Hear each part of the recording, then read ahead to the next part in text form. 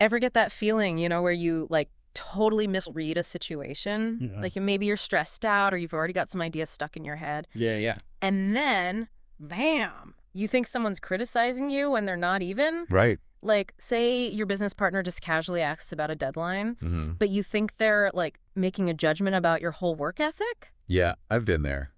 Today's deep dive, it's kind of about those moments, but like on a way bigger scale. Okay.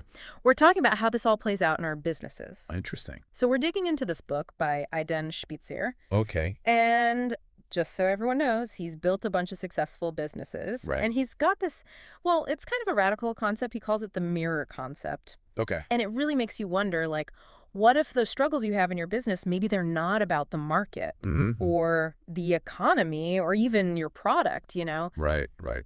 What if it's something deeper? Yeah, I'm with you.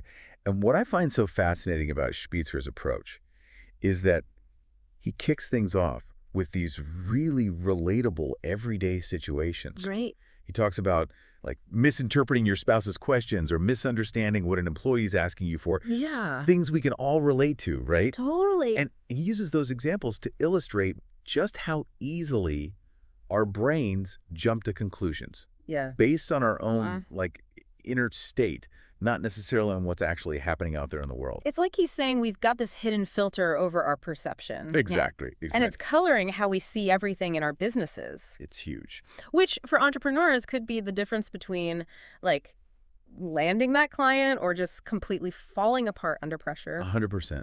Think about some of the most common things entrepreneurs struggle with.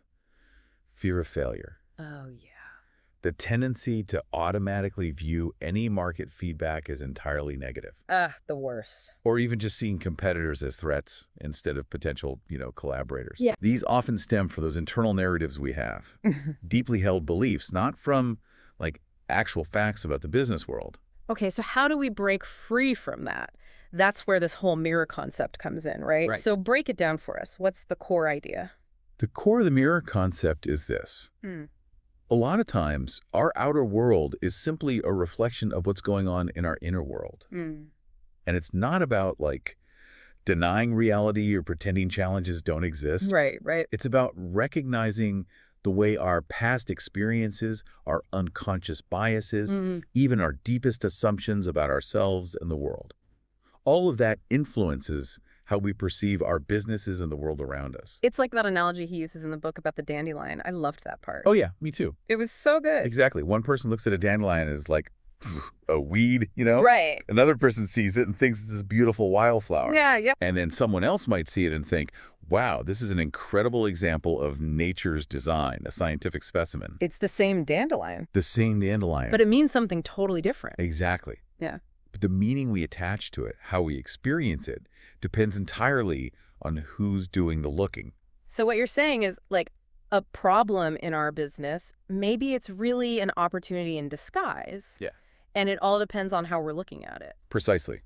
It all boils down to the lens we're using to understand our experiences. Okay, I like that. Like, imagine you're launching a new product, right? And you start getting feedback from those first customers, and it's kind of rough. Ooh, yeah, the early adopters. Yeah. So if you're coming from a place of fear, you might see that feedback and think, well, this is it. My idea is a failure. Totally. But if you've cultivated that more creative, focused mind, Yeah. you can look at that exact same feedback as incredibly valuable data. Oh, interesting. You can use it to refine your product, to connect with your audience better, Right. and ultimately create something even better than what you started with. And that's where Spitzer's personal story comes in, right? Yeah. He had this experience that, well, it really brings this whole mirror concept to life. So tell me more about this personal experience. Like, what exactly happened with Spitzer? Well, he struggled with a stutter for a long time. Oh, wow. Okay. And it really impacted the way he showed up in his business, Yeah. even after, he found some success. Really? You'd think someone in his position with his track record would have figured out a way to, like, get past something like that? You'd think so, right? And that's actually what makes his story such a powerful illustration of how deeply rooted these mental patterns can be. So even with all his entrepreneurial achievements, he still hadn't dealt with this. It's wild, right? He carried this belief for years, this idea that his stutter was holding him back, preventing him from reaching his full potential. He even started calling himself the ideas guy at his own company, almost like he created this self-fulfilling prophecy to avoid situations where he'd have to speak up. That's so interesting. And then the 2008 recession hit, Oh, man. and Spitzer realized he couldn't hide behind the scenes anymore. He had to step up and take on this much more public role, as CEO, to save his company. Yeah, yeah. But that old fear of speaking, that feeling of not being good enough because of his stutter, it was paralyzing for him. I can't even imagine the amount of pressure he must have been under. So how did he get through it? He decided the only way out was through. Yeah. So he chose to, directly confront that fear Oh, wow. How? by speaking to a group of high school students about entrepreneurship. High schoolers. That's intense. Right. Now just put yourself in his shoes. Mm-hmm. He's walking out on stage expecting to be met with this wall of teenage boredom, Ugh, yeah. judgment, maybe even some pity because of the stutter. Oh, no. And you know what? That's exactly what he saw reflected back at him. He did. Wait, so you're saying he was essentially projecting his own insecurities onto these kids and then experiencing that projection as if it were reality? It's a perfect example of the mirror concept in action. Right. But here's where the story takes this really fascinating turn. Spitzer, on some level, he realized that he was the one shaping that experience, that it all came down to his perception. Wow, that's huge. So then what happened? So he makes a decision. He's going to keep showing up. He's going to challenge himself to see those students differently, to look past those initial assumptions. That's incredible. It must have taken a ton of courage to do that. It did. Did it work? Did things start to change for him? They absolutely did. One day, after giving one of his presentations, he overhears a student talking. Okay. And the student is saying it was the most inspiring talk they'd ever heard. Wow. And that was it. From that point on, Spitzer's entire perception shifted. Get out. Just like that. Just like that. He didn't see a room full of judgmental teenagers anymore. He saw a room full of young people who were hungry to learn, who were looking for guidance. That is amazing. So just by changing his mindset, by literally choosing to see things in a new light, his entire experience was transformed. And you know what else? Cool. Because his perspective shifted, I bet he had a much bigger impact on those students. Oh, totally. It's like that energy, it goes both ways. Exactly. And that's the potential entrepreneurs have when they really get this mere concept. It's not about denying there are problems or challenges in our businesses. Right.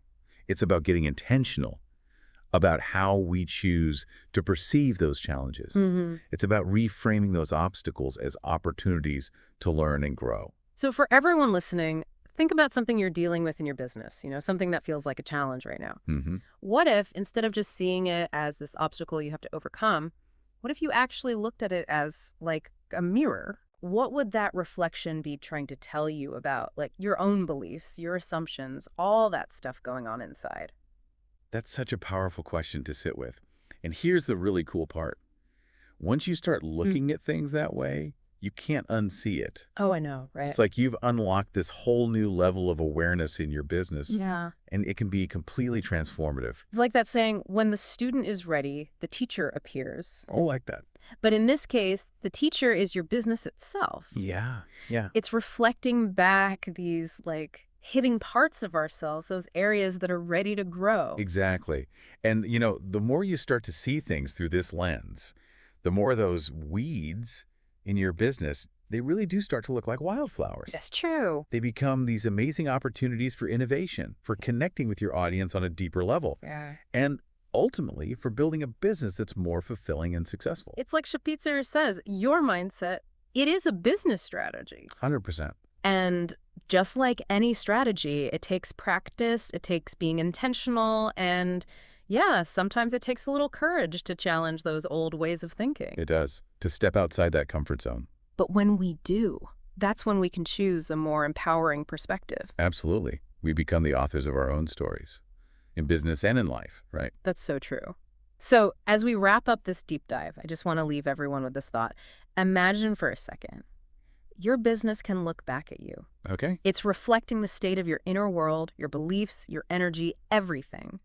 What would it see? That's a good one. Would it see fear and doubt holding you back? Yeah. Or would it see creativity, focus, and that unshakable belief in your own potential? That's what we want.